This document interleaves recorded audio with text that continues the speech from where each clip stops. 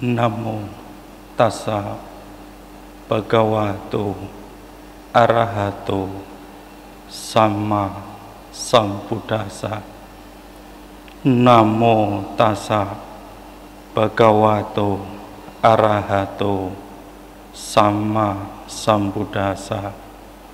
Namo tassa bhagavato arahato sama sambuddhassa. Kalena dhamma sawanang eta manggala mutamangti.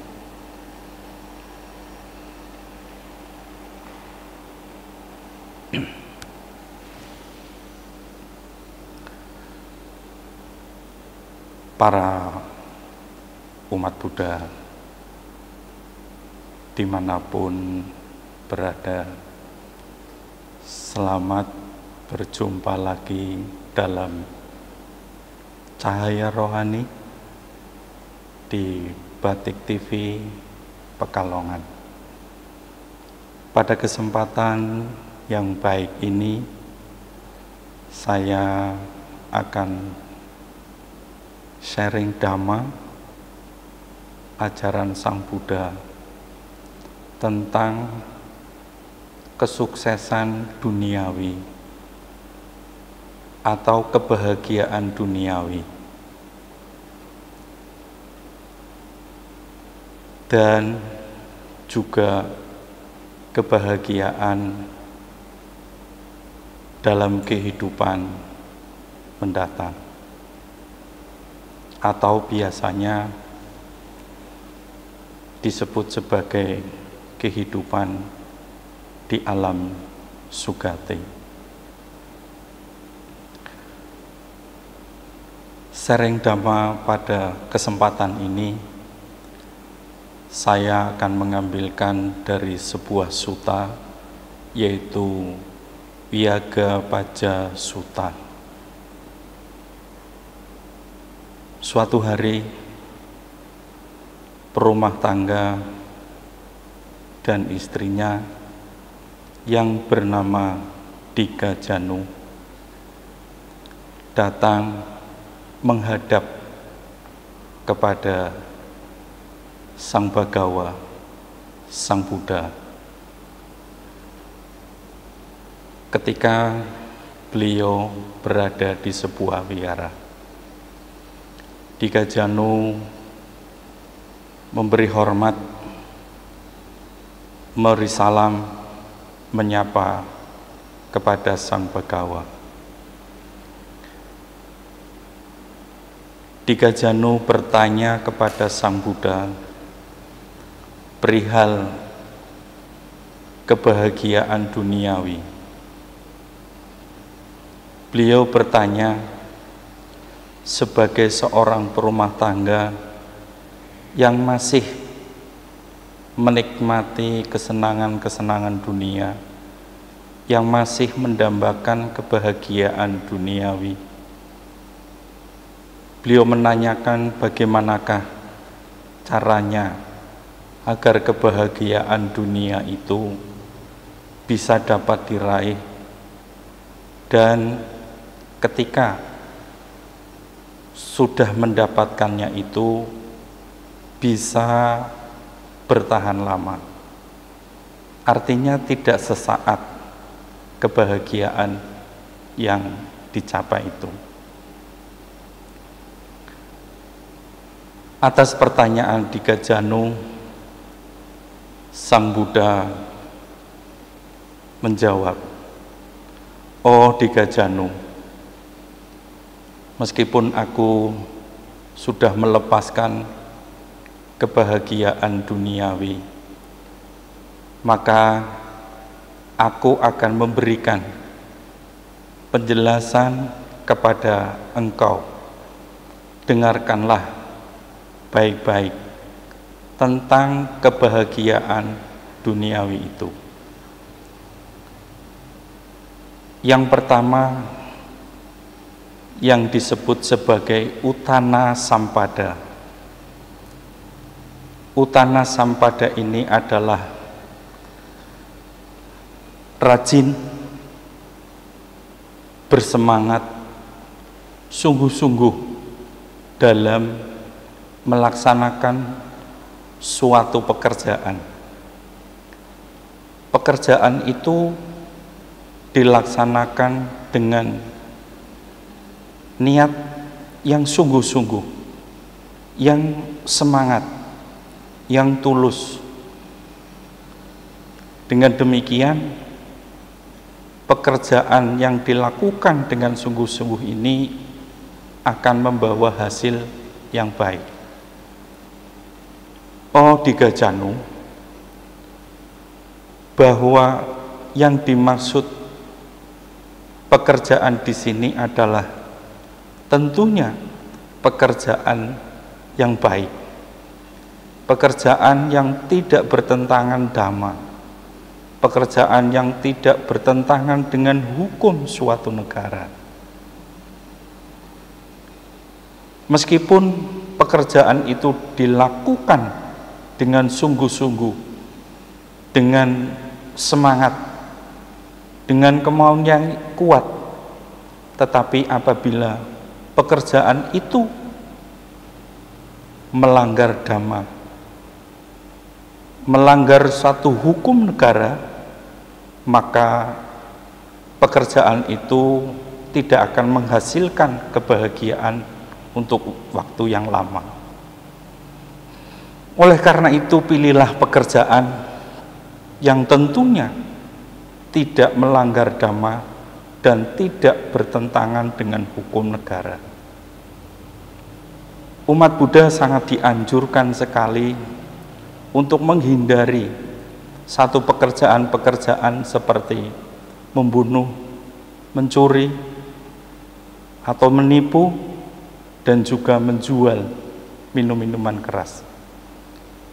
Pekerjaan-pekerjaan itu bisa saja menghasilkan banyak materi, tetapi materi-materi yang didapat dari pekerjaan yang melanggar dhamma maka tidak akan membawa berkah baik bagi kehidupan keluarganya. Oleh karena itu, semangat untuk mendapatkan pekerjaan yang baik meskipun dengan hasil yang lebih sedikit sangat penting. Yang kedua adalah araka sampada. Kalau sudah punya pekerjaan yang baik, tentu pekerjaan itu dapat menghasilkan satu materi atau hasil. Nah, yang kedua, araka sampada ini bagaimana kita melindungi hasil-hasil yang telah diperoleh. Nah, Bapak Ibu sekalian, bagaimanakah Sang Buddha memberikan solusi tentang bagaimana cara melindungi harta yang kita peroleh, harta yang kita hasilkan dari bekerja yang tidak melanggar dhamma itu. Oleh karena itu, tetap ikuti kami dalam Cahaya Rohani di Batik TV.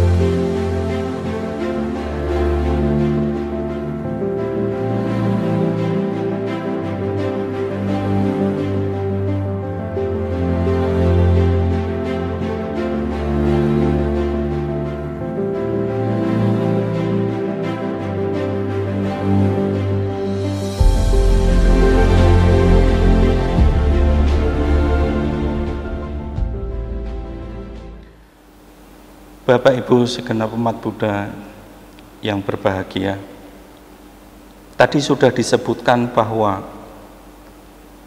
ketika kita sudah mendapatkan hasil dari sebuah pekerjaan, maka kita harus bisa menjaga penghasilan kita. Nah, Sang Buddha memberikan penjelasan bahwa tentunya hasil yang kita peroleh itu harus dijaga dengan sebaik-baiknya.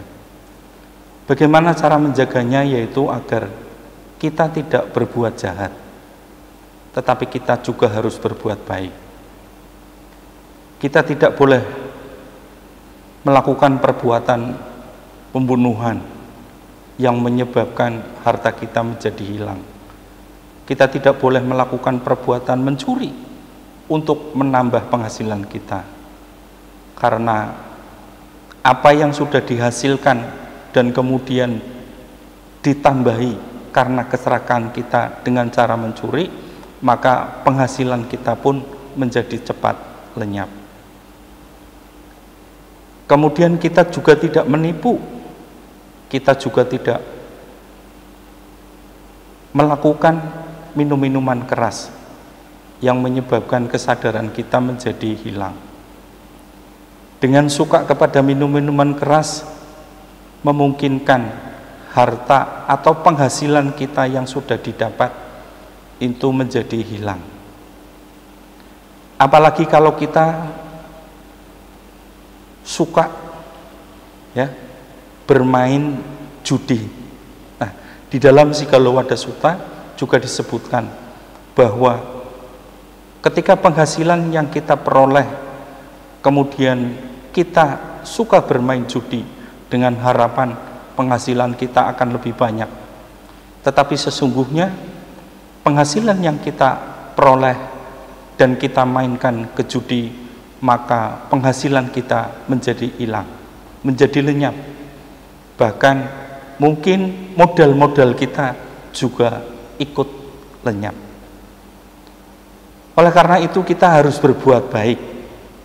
Bagaimana kita harus menyisihkan sebagian penghasilan kita untuk berdana, untuk menolong sanak keluarga, untuk berdana kepada orang yang membutuhkan. Nah, itulah bagaimana cara kita melindungi harta kita yang sesungguhnya.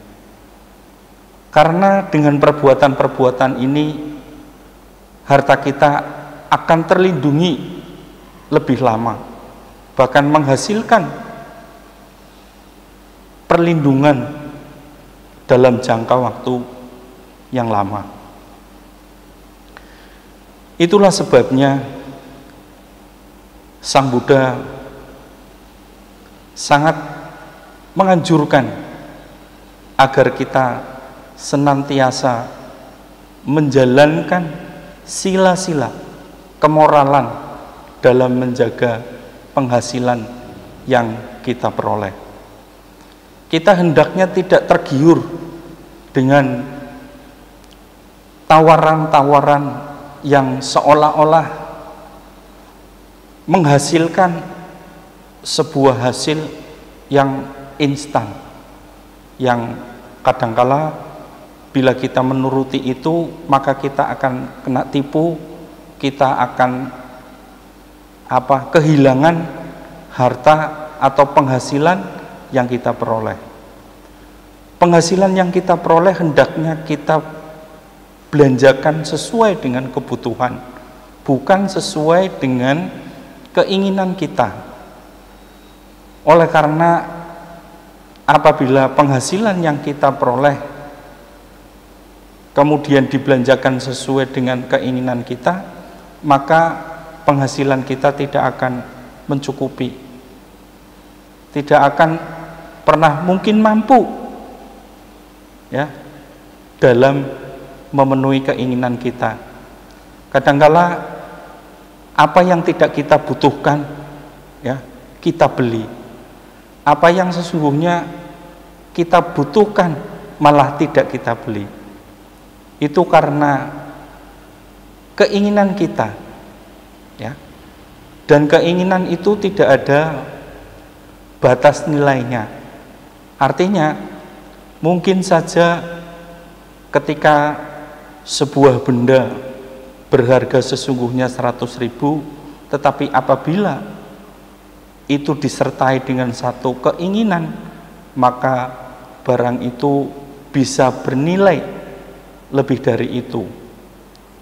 Dan ketika sudah lebih dari itu, kita dengan nafsunya membeli barang itu, dan setelah dibeli maka tidak kita gunakan.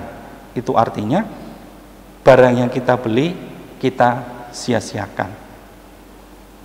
Nah, itu artinya kita tidak bisa melindungi penghasilan kita, kita tidak bisa menjaga penghasilan kita.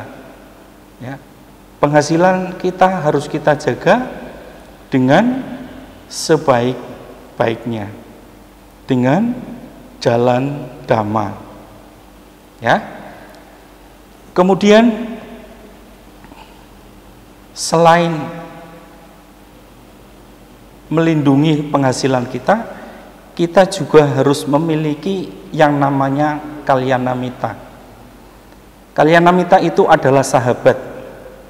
Ya, sahabat yang terbaik, ya, itu bagi saya adalah keluarga.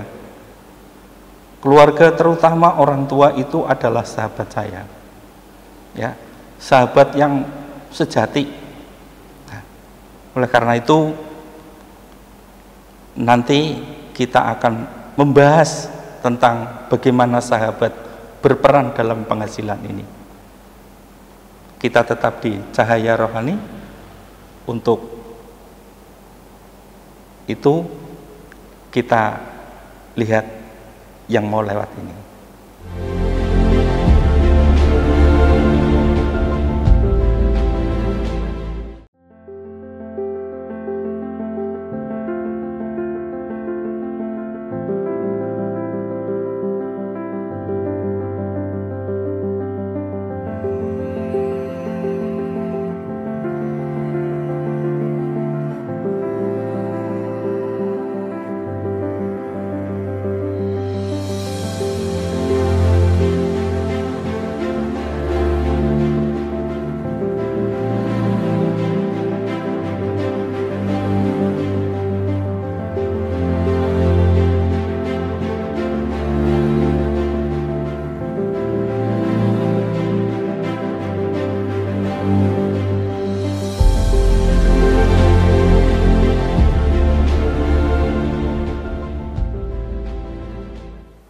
Segenap umat Buddha yang berbahagia.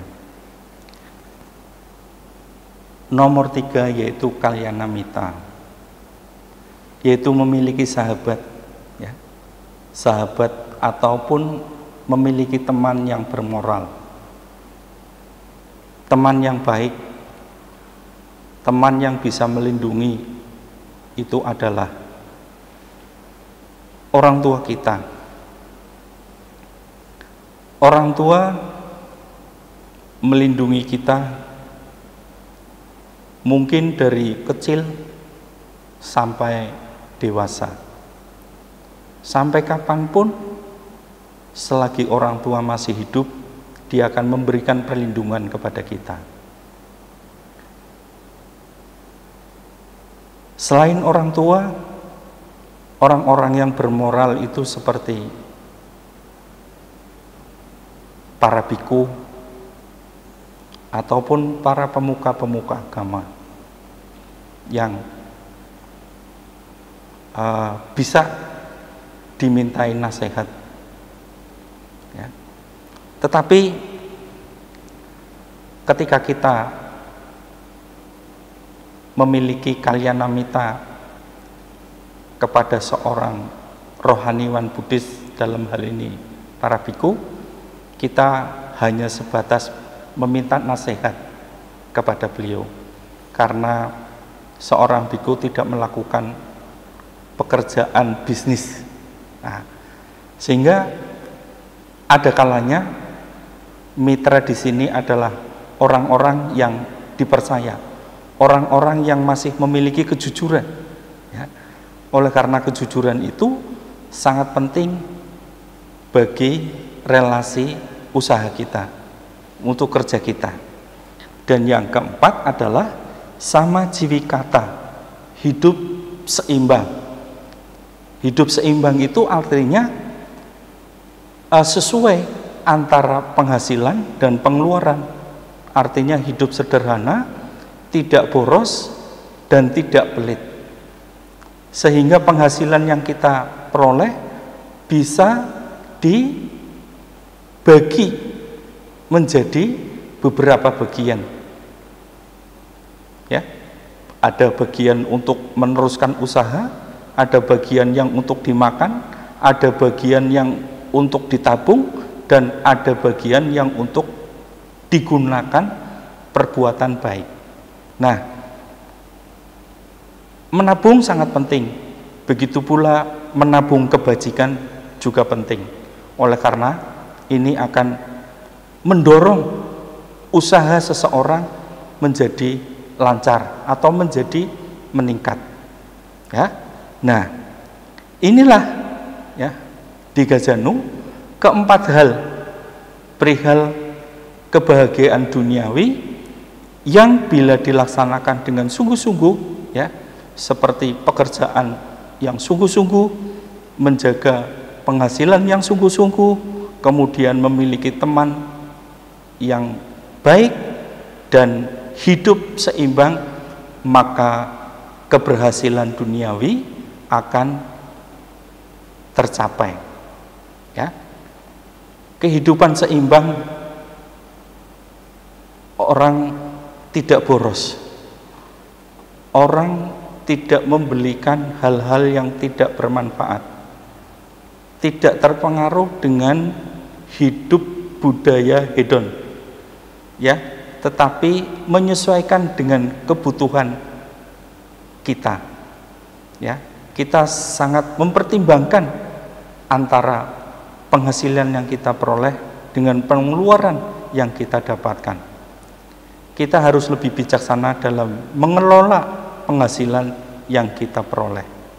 Ya, demikianlah di Gajah-Nu memperoleh mata dhamma, sehingga di Gajah-Nu mendapatkan kebahagiaan yang lebih, yang sesungguhnya di Gajah-Nu itu sebenarnya sudah sukses dalam kehidupan berumah tangganya, tapi di Gajah-Nu minta supaya lebih sukses kembali. Ya, Bapak Ibu sekalian, demikianlah, semoga Bapak Ibu sekalian bisa mengingat apa yang menjadi uraian Sang Buddha tentang hidup atau sukses di dalam Dhamma. Oleh karena itu, saya nanti akan melanjutkannya, ya, di segmen berikutnya tentang sukses atau kebahagiaan di kehidupan mendatang. Saya akan berdoa semoga mereka yang sakit lekas sembuh, mereka yang terkena mara bahaya dapat pertolongan, dan mereka yang sudah bahagia dapat mempertahankan kebahagiaannya, dan mereka bisa memberikan cinta kasih sayang yang lebih kepada sesama. Semoga kita semua dapat perlindungan dari Sang Tiratana, Buddha, Dhamma, dan Sangha. Bawatu Sabha Manggalang, Rakantu Sabha Dewata, Sabha Buddha, Sabha Dhamma, Sabha Sangha Nubawena, Sadasoti Bawantute. Sekian, sadu, sadu, sadu. Terima kasih.